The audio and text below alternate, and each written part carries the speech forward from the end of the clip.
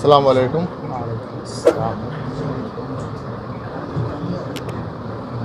पिछले हफ्ते 16 तारीख को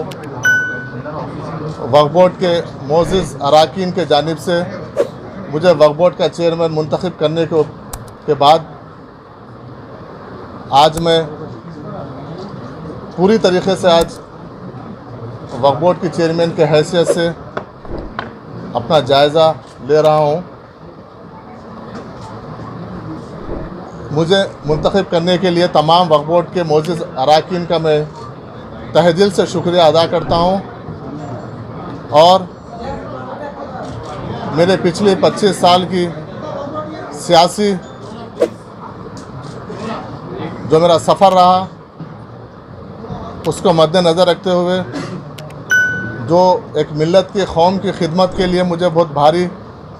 ज़िम्मेदारी मेरे कांधों पे रखे हैं, मुझ पे जो भरोसा करके, उसके लिए मैं हमारे क़ायद मोहतरमा सोनिया गांधी जी का, मल्लिकार्जुन खड़गे जी का, राहुल गांधी जी का, प्रियंका गांधी जी का, केसी वेणुगोपाल जी का, हमारे इंचार्ज दीपादास मुंशी जी का मैं शुक्रिया अदा करता हूँ। उसके साथ साथ बहुत ख़ास तौर पर हमारे हरदिल अज़ीज़ वज़ीर आला जनाब रेवंत रेड्डी साहब का और नायब वज़ीर आला भट्टी विक्रमार्का साहब का, उसके साथ साथ तमाम वज़रा का मैं तहे दिल से शुक्रिया अदा करता हूं, जो मुझ पे ये ज़िम्मेदारी, मैं समझता हूं ये मेरे लिए ओहदा नहीं है, एक ज़िम्मेदारी समझ कर मैं काम करूंगा इंशाअल्लाह। और मेरा जो काम का जो टाइम है, पीरियड है, तमाम बोर्ड के मेंबरान को कॉन्फिडेंस में लेते हुए हुकूमत के जो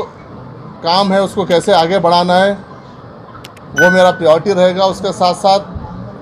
ख़ास तौर पे जहाँ तक वक्फ बोर्ड का सवाल है,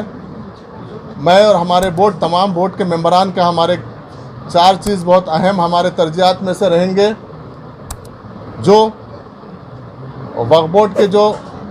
ज़मीनात पे जो कब्ज़े हुए हैं उसको हम किस तरीक़े से बचाएं, वापस लाएं, वो एक हमारी अहम एक तरजीहात में से एक है। दूसरी,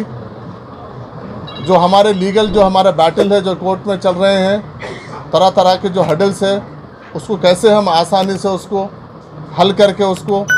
वक्फ बोर्ड की जायदाद को वापस हम लें, वो एक अहम मुद्दा है। और तीसरा अहम मुद्दा जो है कि वक्फ बोर्ड की आमदनी को किस तरीके से उसको बढ़ाया जाए, क्योंकि ये एक हमारे मिल्लत का असासा है। जो हमारे आबा अजदाद जो वक्फ किए हैं, उसको किस तरीके से इसमें आमदनी बढ़ाकर कौम की वो कौम के लिए उसके लिए यूटिलाइज़ करें। और चौथा अहम ये है कि हम ऐसे कुछ कहना, हमारा बोर्ड का ये मुत्तफ़िक़ा एक सोच थी कि ऐसे कुछ इक़दामात और ऐसे कुछ फलाह बहबूदी काम करें जिससे आने वाली नस्लों को फ़ायदा हो। ये हमारे 4 अहम काम की तरफ हम ज़्यादा तवज्जो देंगे और वक्फ बोर्ड में बिल्कुल साफ़ सुथरा काम करने की कोशिश करेंगे। पिछली हुकूमतें थे, पिछले चेयरमैन थे, उनके जो भी अच्छे काम हैं हम उसको आगे बढ़ाएंगे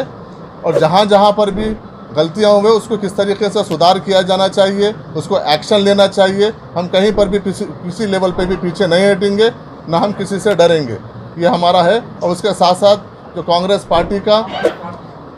जो 6 गारंटी का स्कीम है, वो 6 गारंटी स्कीम्स में किस तरीके से मुसलमानों का, अक़लियतों का उसमें हिस्सेदारी हो, उससे फ़ायदा हो। और ख़ास तौर पर